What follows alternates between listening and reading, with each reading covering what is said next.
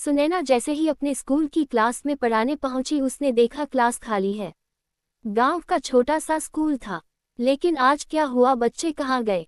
सुनैना बाहर आई, वह गेट के पास गई। आसपास भी कोई बच्चा नहीं था। वह पीछे मैदान में गई, वहां भी कोई बच्चा नहीं था। आखिर सब बच्चे कहाँ गए? यही सोचती हुई वह वापस जाने लगी।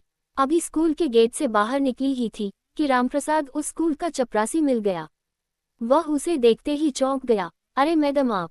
सुनैना ने कहा, पहले ये बताओ कि सारे बच्चे कहाँ हैं और तुम स्कूल को खुला छोड़कर कहाँ घूम रहे हो? रामप्रसाद घबरा गया। वह बोला, मैडम आपकी तबीयत बहुत खराब थी, इसलिए मैं तो आपको देखने अस्पताल गया था। सुनैना को अब और ज्यादा गुस्सा आ गया। वह बोली, किसने कहा तुमसे कि मेरी तबीयत खराब है? मैं यहाँ बच्चों का इंतजार कर रही हूँ। रामप्रसाद बोला, मैडम वो वरुण ने कहा था। जब बच्चों ने सुना तो वे सब अपने अपने घर चले गए। मैं आपको देखने अस्पताल चला गया।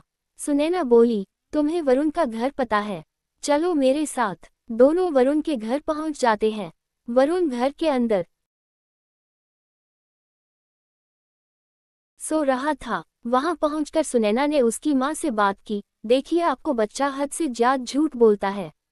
वह भी ऐसे कि सब विश्वास कर लेते हैं। कभी कहता है मेरी माँ मुझसे घर का काम करवाती है, कभी मेरे पापा मुझे मारते हैं।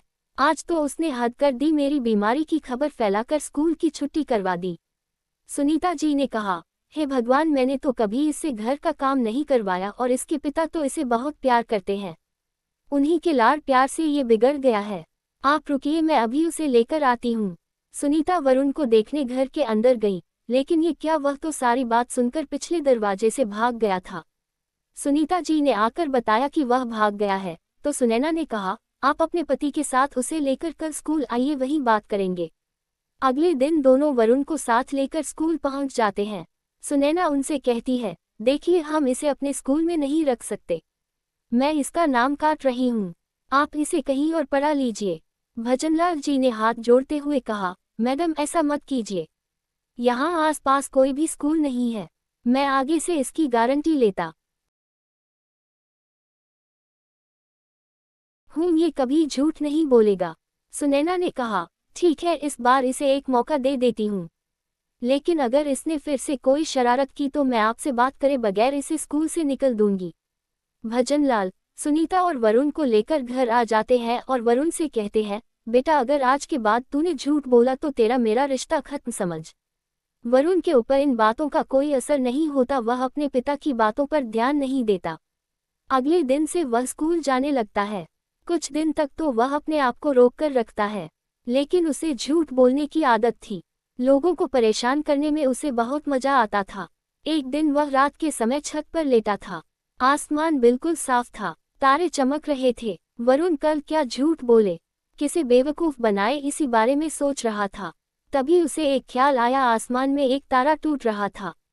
उसने मांगा कि उसका झूठ कभी पकड़ा न जाए, वह सच हो जाए। सुबह उठते ही वह स्कूल जाने के लिए तैयार हो रहा था। रात की बात उसे याद नहीं थी।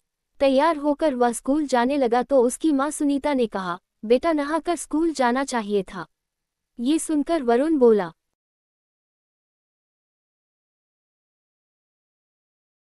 माँ तुम्हें पता नहीं, आज सुबह तुम्हारे उठने से पहले मैं कुएं पर गया था, लेकिन वहाँ कुआं सूख गया है, उसमें पानी नहीं है। सुनीता परेशान हो गई, हे भगवान, वह तो गांव में अकेला कुआं है, गांव वाले तो प्यासे मर जाएंगे। वरुण अपनी हंसी छुपाता हुआ स्कूल की ओर चल दिया। रास्ते में उसने देखा कुएं के पास भीड़ लगी थी।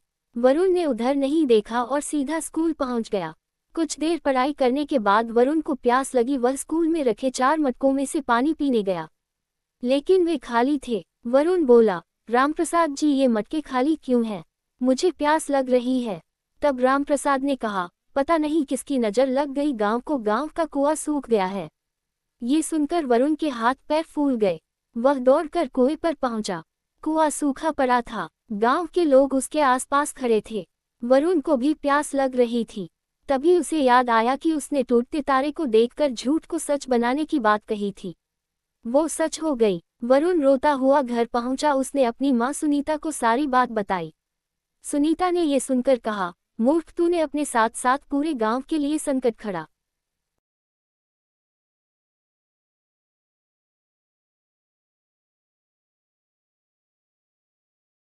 कर दिया, अब गांव के लोग, उनके बच्चे सब प्यासे मर जाएंगे।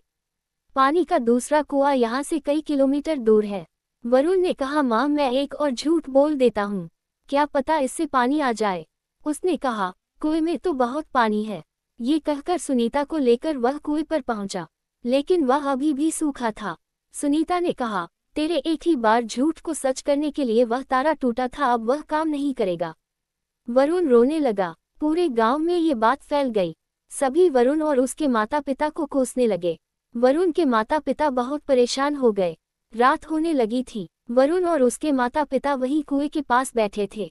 उसके पिता को बहुत प्यास लग रही थी। वे तड़पने लगे। वरुण रोने लगा, भगवान मेरे झूठ को झूठ बना दो, मैं अब कभी झूठ नहीं बोलूंगा, मेरे पिता को बचा लो। तभी एक और तारा टूट गया। वरुण ने देखा कुएं में से आवाज आ रही थी। उसने देखा उसमें पानी भर रहा था। वह पानी ऊपर तक आ गया था। वरुण ने पानी निकाला और अपने पिता को दिया। उसके बाद वरुण ने कहा, मैं कसम खाता हूँ आज के बाद कभी झूठ नहीं बोलूंगा। वरुण के माता पिता सभी गांव वालों को बुला